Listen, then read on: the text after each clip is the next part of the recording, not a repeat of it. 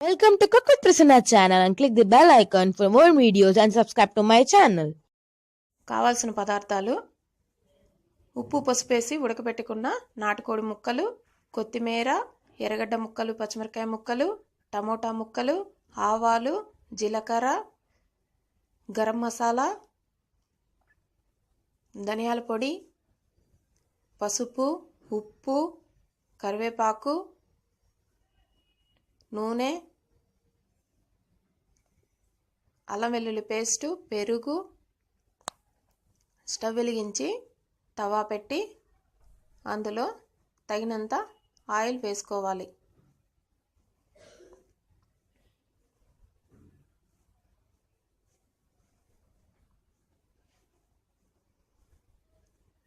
Oil బాగా వేడెక్కాక అందులో ఆవాలు, జీలకర్ర వేసి బాగా వేయించుకోవాలి.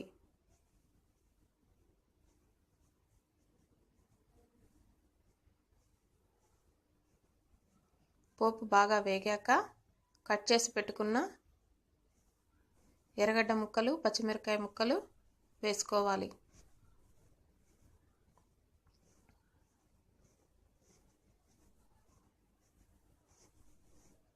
వాటిని బాగా కలుపుకొని వేయించుకోవాలి. ఇలా బాగా వేగాక అందులో కొంచెం ఉప్పు, కొంచెం పసుపు వేసి బాగా కలిపి పసుపు పచ్చివాసన పోయేంత వరకు వేయించుకోవాలి.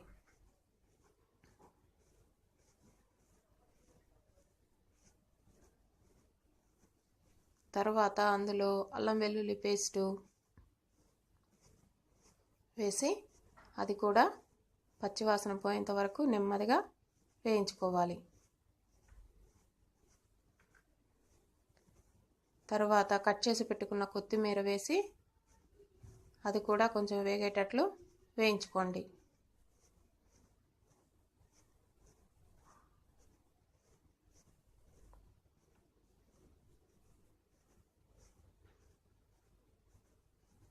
అవన్నీ బాగా వేగాక కట్ చేసి పెట్టుకున్న టమోటా ముక్కలు వేసి బాగా కలిపి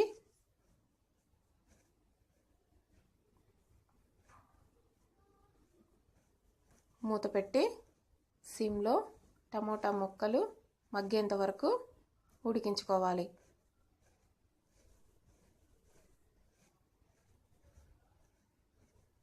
మూత తీసి మళ్ళీ ఒకసారి బాగా కలుపుకొని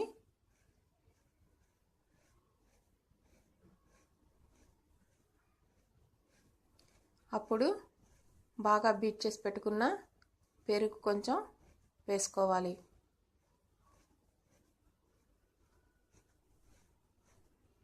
అది కూడా బాగా కలిసేంత వరకు కలిపి మూత పెట్టి మళ్ళీ ఒక 2 నిమిషాలు ఉడికించుకోవాలి. తరువాత మూత తీసి చూస్తే ఇలా బాగా ఉడికి ఉంటుంది. చూస్తున్నారు కదా.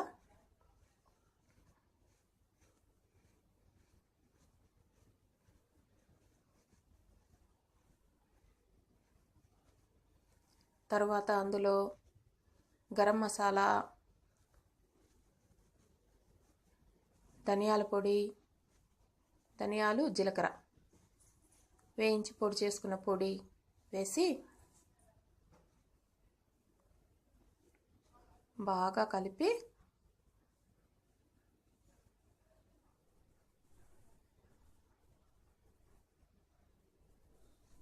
ఇలా వేయించుకోవాలి.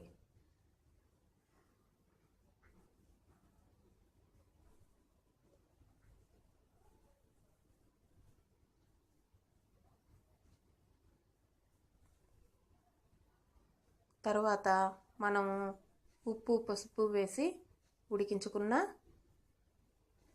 నాటుకోడి ఉంది కదా, అది ఇందులో వేసుకొని బాగా కలిపి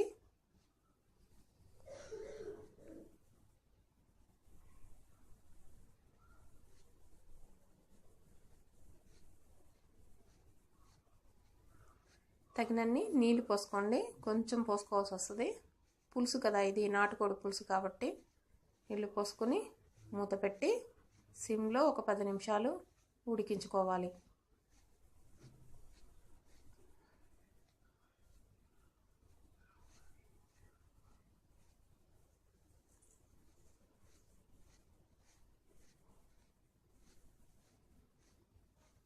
తర్వాత మనం మూత తీసి చూస్తే ఇలా ఆయిల్ పైకి వచ్చి ఉంటుంది. మనము ఇంకా కూర రెడీ అయిపోయినట్లు గుర్తించుకోవచ్చు. తర్వాత కొంచెం కొత్తిమీర వేసి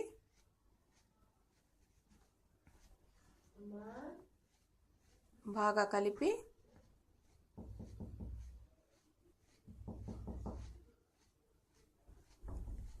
ఒక బౌల్లోకి తీసుకొని